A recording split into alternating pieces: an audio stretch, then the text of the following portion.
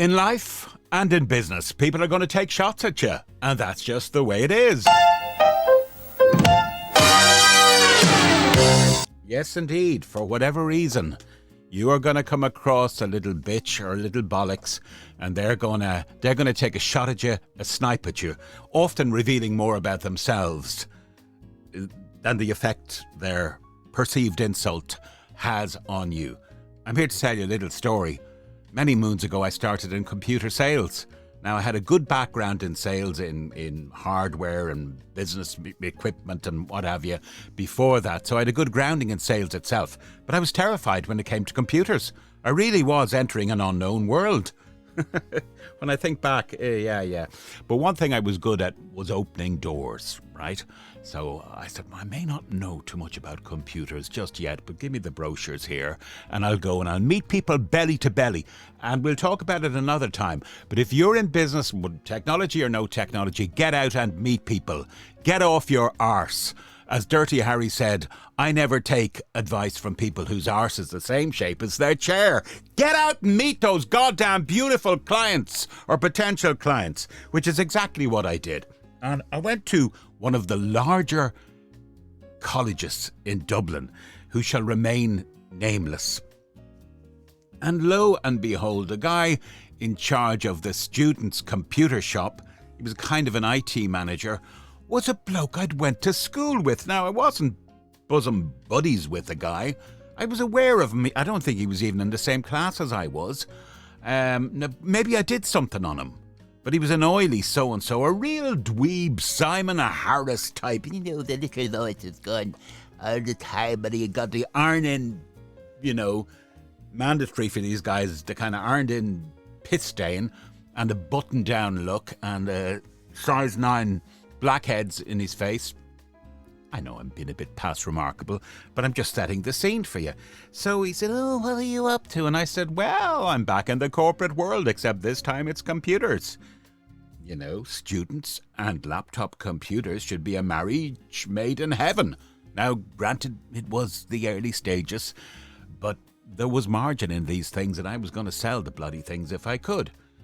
So, bear in mind, I was still unsure as to the world I was setting in, because I still had that kind of mental block about computers, but I was going to have a shot at selling the sizzle, not the steak. So he looks at me anyway, he says, is that right? So, okay. And the, point he was making was, and he made it very clearly to me, was, everybody else is getting out of the industry, but you're getting into the industry. Yes. Snipe, snipe, snipe. And I thought to myself, well, I'm going to give it a shot. And the rest was kind of history for me.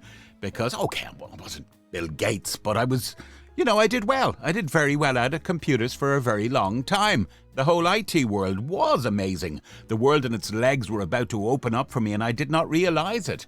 But here I was, with this little guy, taking a shot. Now, if I'd have been a very vulnerable person, or he in some way confirmed my fear of the industry, I could have been crushed by that little piss midget.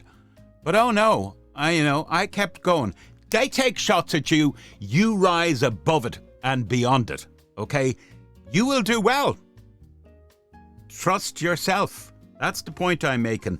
Don't let somebody influence you. Now, actually, when it came to voiceovers as well, now that I think about it, maybe it's another day's story, but somebody in the very early stages took a shot at me about voiceovers.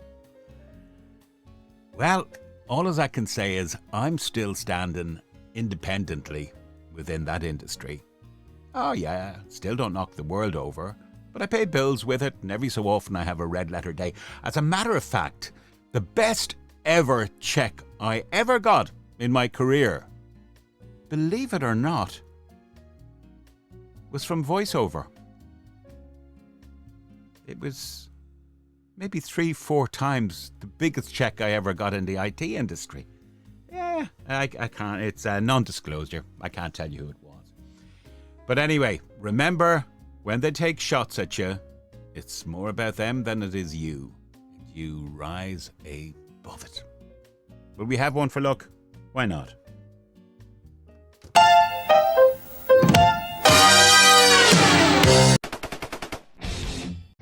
Oh, that reminds me, I need eggs.